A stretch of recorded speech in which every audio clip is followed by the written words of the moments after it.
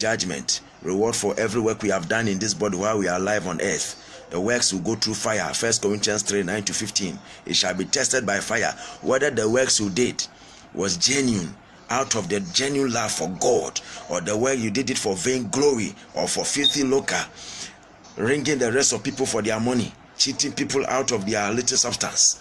Whether we did the work with lies, falsehood, cheating, backstabbing, doing all sorts of things, or we actually did the work with genuine faith, humility, righteousness, godliness, purity, holiness. These are the kind of works that are incombustible. There are two groups of the works. One is combustible, one is incombustible. The combustible material is the one that will burn in the flames. Falsehood. You need a pat on your back. Your general overseer or your pastor must tap you and say you have done well. Jesus said, I don't receive honor from men. Please, God is coming to redeem his church. But you see, it is not so much about the works you do. It is your soul. But when you finish and you get to heaven, then it will be your works. What did you do in this body?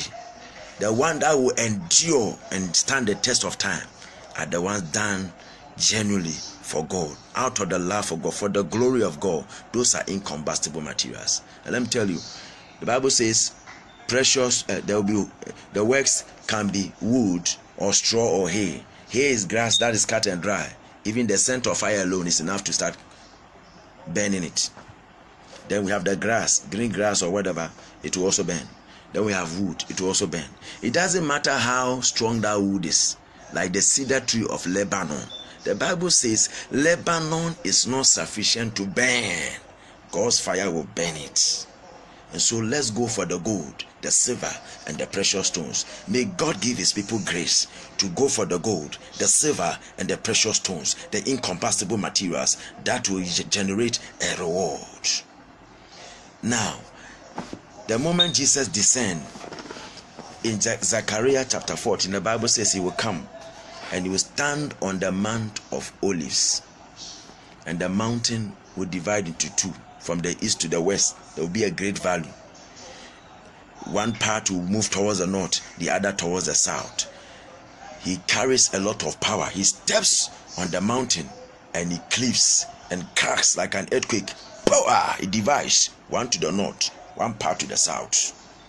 And it comes at a time when Russia, people in the northern country, other nations of the world who hate Israel, have gathered together.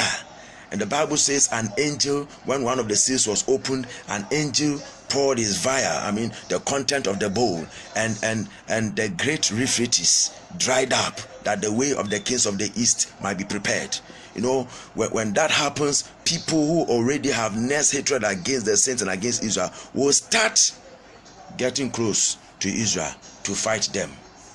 And so the second phase of the second coming of Jesus, the revelation of Jesus Christ, when he comes down with the saints who were raptured, comes to meet people all over the world, enemies of Israel, who want to fight Israel.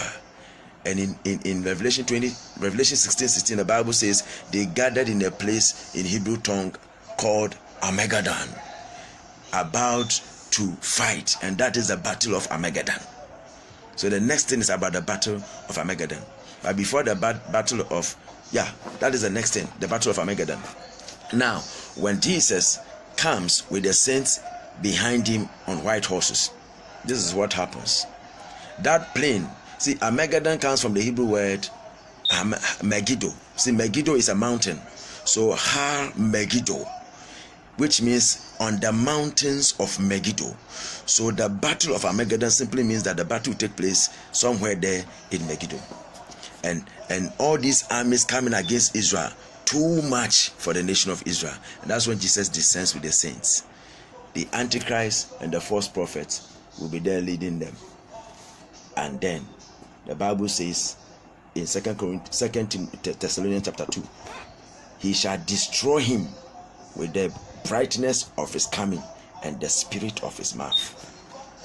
Jesus cannot, it's undignified for God to fight his own creatures. When Lucifer misbehaved, God just assigned Michael to handle Lucifer. And so God will not fight them. But the Bible says the beast and the false prophet, they were captured and thrown alive into the lake of fire. You can find out this in Revelation chapter 20. And then Revelation chapter 19, down there, that is where the battle starts. And the Bible says the rest of them were devoured with the sword. So many people, to the point that Revelation 14, when you get to 20 thereabout, it talks about the death toll and the blood.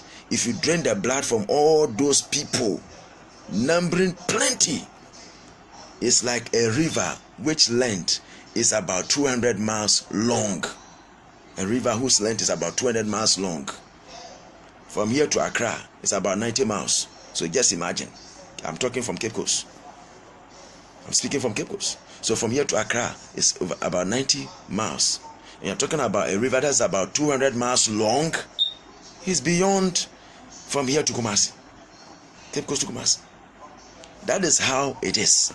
And even the depth or the height of the blood going and flowing like a river, the height is like from the ground to a horse bridle, the mouth, the middle level of the horse. If one person drains all the blood, can you imagine? But that is the kind of torture, that is the kind of atrocity, that is the kind of suffering people who don't want to accept Christ and have taken the mark of the beast. That's how much they will suffer. And remember, anybody who takes the mark of the beast is sold out to eternal destruction. You will not see God again. No. You are totally separated from God forever. If you receive the mark in your hand or your forehead, the number of his name or his image or his mark, whatever it is, so far as you come down to take it, you are sold out to eternal destruction. You never meet God again. And all these people that meet their Waterloo at the Armageddon, all these people will be lost forever, unfortunately. Now, once the battle of Armageddon takes place, the next thing, the sixth event, is the binding of Satan.